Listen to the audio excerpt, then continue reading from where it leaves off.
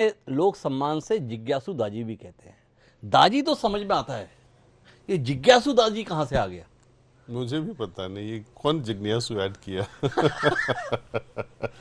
क्योंकि हमेशा के लिए मैं तो समझता हूँ कि आई एम इटर्नल शिष्य ऑफ माय गुरु। जी। I never claim myself as a जिज्ञासु और अ गुरु। एनीवे, नहीं, लेकिन आप जिस मुकाम तक पहुंचे हैं तो जिज्ञासा तो रही होगी। बगैर जिज्ञासा के आदमी यहाँ तक नहीं पहुंच सकता तड़प थी। भाई। तड़प, बहुत अब तड़प शब्द थी। आप कोई सा भी प्रयोग कर लें। हाँ जी। अब तड़प दाजी तो बोल नहीं सकते, लोगों ने जिज्ञासु दाजी बोला, लोग सम्मान में बोल रहे हैं। पता नहीं।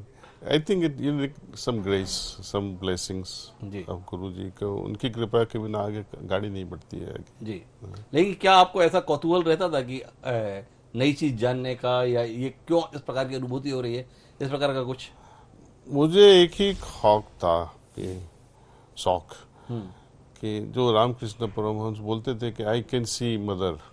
जी। विवेकानंद ने पूछा कि डू यू सी गॉड? कि yes, I see God the way I see you. जी। So, ये स्मरण है। वो जब पढ़ते थे उनको मेरे भी करा दिया था बल्कि उन्होंने। अपना, और उनको पहली बार अनुभव करवाया और बाद में वो अनुभव फिर से नहीं हुआ, फिर तो नहीं हुआ।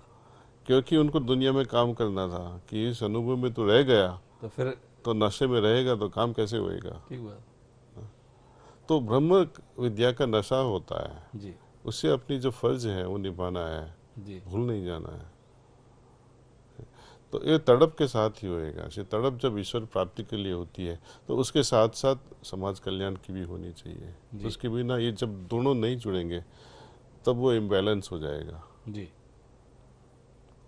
तो अभी जो रामचंद्र मिशन के अंदर का हार्टफुलनेस मिशन जो आप लोग चला रहे हैं, ये शब्द क्या है और इसके अंतर्गत मूल इसके पीछे सोच क्या है? ओके, हार्टफुलनेस इंग्लिश शब्द है। जी। का मतलब यही है कि सब कुछ तो सबसे पहले तो मेरा सवाल ये है कि आपको हिंदी में कोई शब्द नहीं मिला जो अंग्रेजी में आप हार्टफुलनेस तलाशे? क्योंकि आप बोलेंगे कि दिल की आवाज को सुनो, जी। ये तो बहुत लंबा हो जाएगा, जी। है ना। तो शॉर्ट में सब लोग तो दिल जानते की हैं। सुनो सर।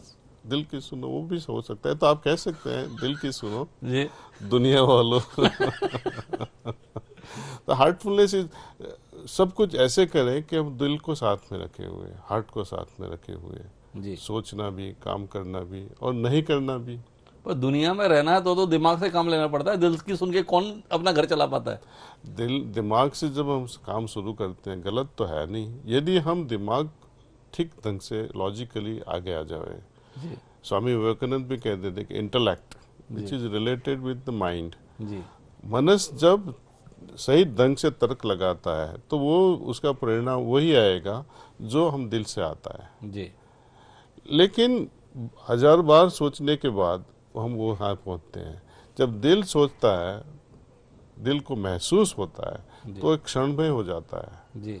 कई बार आपने देखा होगा, माँ या बाप, मम्मी या बहन से या बीबी से बात करते हैं, 3 महीने 4 महीने हम सोचते रहते हैं कोई समस्या होए। जी। माँ पूछेगी क्या हो गया बेटे, बहुत सोचता है आजकल। तो हम बोलेंगे कि माँ ये थोड़ा समस्या है, तो उसको एकदम फटाक करके जवाब दे देती कि ऐसा करो। तो जिसके बारे में हम 3 महीने या 4 महीना सोचते रहे, उन्होंने एक क्षण में जवाब दे दिया। जी। हम दिमाग से लगाते हैं, वो हृदय लगाते हैं, बस इतना ही फर्क है। तो हृदय से सब कुछ आसान से हम पा सकते हैं। जी। तो हृदय शुद्धि, छुपाना नहीं है कुछ दोष। जी। शुद्धि जब करेंगे जी। तो जैसा सच होगा वैसा ही महसूस करेंगे और वैसा ही हमारी कर्म में उसको इम्प्लीमेंट करना है। जी। तो इसके अंदर जो अभी नई पीढ़ी है, नई पीढ़ी के पास में तो दिमाग ही इतना लगाना पड़ता है कि दिल लगाने का मौका ही नहीं मिलता। और दिल लगाते तो घर में पिटाई की नौबत और आ जाती है। दिल लगाना है ईश्वर की और है? और जैसे इंसान बनाया है ईश्वर ने, उसकी और दिल लगाने के लिए आप प्रेरित नहीं करते? ऑटोमेटिक बाद में हो जाता है ऐसे। जी। एक्सपर्टीज हम उनसे सीखते हैं। जी। ऐसे दिल लगाते हैं जब आम लोगों से, जी। दिल बहुत बार टूटेगा, जी। बाद में दिल की ओर जाने का मन नहीं करेगा से। जी। ईश्वर कोई भी दिल तोड़ेगा नहीं, जी। क्योंकि हम देखते नहीं है। जी। We are playing with the placebo. जी है ना। तो जब ईश्वरमयी मन होने लगता है तो धीरे धीरे जब शुद्धिकरण होता है तो प्रेममयी बनते जाते हैं और ऑटोमेटिकली सब इंसान की चाह में हम रहते हैं बाद में से। जी। आपका जितना भी आग्रह है वो मन की शुद्धि के संदर्भ में है, जो प्राण शुद्धि है, लेकिन ये कहा गया है कि स्वस्थ तन में ही स्वस्थ मन निवास करता है, तो तन की शुद्धि इसमें कहाँ से आएगी? ये गलत है। जी मन की शुद्धि के बिना जी तन्मय इतना प्रफुल्ल नहीं होएगा। जी आपको एक सिंपल उदाहरण दूं मैं। जी आपको गुस्सा आ गया, जी आपकी बॉडी को क्या होएगा, वेरी टेंस्ड हो जाएगी, जी है? आपकी आंखें पिपल्स डायलेट हो जाएगा, जी ब्लड रश होएगा, हार्ट बीट्स भी बढ़ जाएंगे जी मन की वजह से। मन गुस्सा किया, जी शरीर पे असर पड़ा। जी तो पहला असर यहाँ होता है। मन प्रफुल्लित हुआ तो दिल भी प्रफुल्लित हो जाएगा, जी तो ये शरीर भी प्रफुल्लित हो जाएगा। जी। तो आपका मानना है कि पहले मन मन की शुद्धि शुद्धि करना। की जाए, हाँ उसके बाद फिर तन पर ध्यान दिया जाए। हाँ, नहीं तो घोड़े को सवारी के पास ले जाओगे, सवारी को घोड़े के पास ले जाओगे। अब मैं ये जानना चाहूँगा साथ में कि जैसे आपसे साक्षात्कार से पहले बातचीत हो रही थी तो आप संगठन के विषय में बता रहे थे कि 130 देशों में जो है शाखाएं हैं, 160 देशों में आप सक्रिय हैं, तो वहाँ पर किस कार्य पद्धति के तहत ये संस्था का संचालन हो पा रहा है, इस मिशन का संचालन हो पा रहा है? किस तरीके से कंट्रोल करते हैं आप चीज़ों को, किस तरीके से वहाँ पर कार्य करते हैं? बट एक यही चीज़ है यहाँ पे, प्राणाहुति से सबको हम ध्यान करवाते हैं, जी है ना। आप पाकिस्तान में हो या ईरान में हो या यूनाइटेड स्टेट्स में हो या इंग्लैंड में हो, जी है ना, कहीं जाने की ज़रूरत नहीं पड़ती, आप घर पे ध्यान करते हो, जी है ना।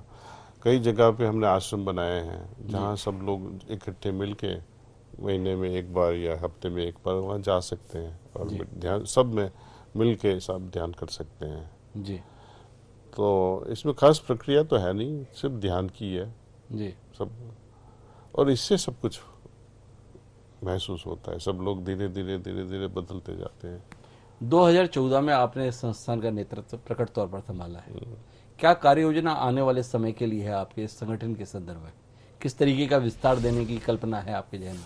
हम चाहते हैं कि हर घर घर में लोग चाहे ध्यान करें या न करें, लेकिन उनको पहचान होनी है कि हार्टफुलनेस जैसा ध्यान की प्रक्रिया है। जी जब भी जी चाहे वो हमें मिल सकते हैं।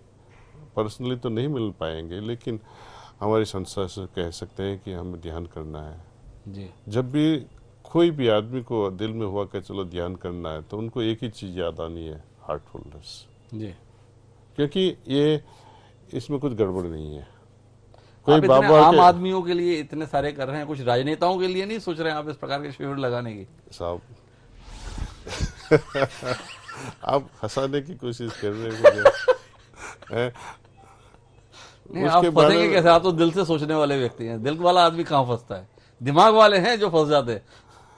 नहीं साहब, वो लोग भी आते हैं। There are few good politicians who are practising meditation.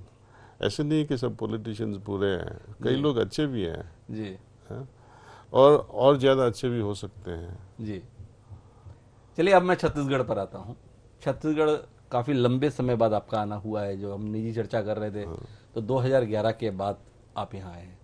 Chhattisgarh के लोगों से आप मिल रहे हैं, तो छत्तीसगढ़ के संदर्भ में आपको क्या संभावनाएं दिखाई दे रही हैं और यहाँ के संदर्भ में आपका अनुभव क्या बोलता है? पहले जब मैं आया था तब 2004 में जी बहुत बैकवर्ड था जी यहाँ पे, कुछ डेवलपमेंट नहीं था, रोड्स भी ठीक नहीं थे। जी बाद में 2009 में आया, सम डेवलपमेंट थी।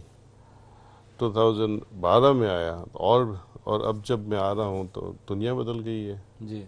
बहुत प्रोग्रेस हुआ है। जिसने ये सब किया वो भी बदल गया है 2 महीने पहले। Well that is politics. That is politics. आज हो कल नहीं हो, जी है ना। ये क्यों होता है मैं कैसे बताऊं। क्रिटिसाइज करना मेरा मन नहीं है। जी। क्रिटिसाइज का तो नहीं, लेकिन यहाँ के लोगों के लिए आपका कोई संदेश हो गया? आप अभी 18-19 तारीख तक यहाँ हैं, आप हमारे चैनल के माध्यम से छत्तीसगढ़ के जो तमाम दर्शक इस समय आपको देख सुन रहे हैं, उनके लिए कोई संदेश आपकी तरफ से? मैं तो संदेश के बदले एक ऑफर करना चाहता हूँ कि जी। आप यदि प्राणाहुति का अनुभव करना चाहते हो, सही में आपको ईश्वर के पाने की तड़प है, ब्रह्म विद्या की तड़प है और हार्टफुलनेस को अपना वे ऑफ लाइफ बनाना चाहते हो, तो I am free, I will be very happy को आपको प्राणाहुति का अनुभव करवाऊँ।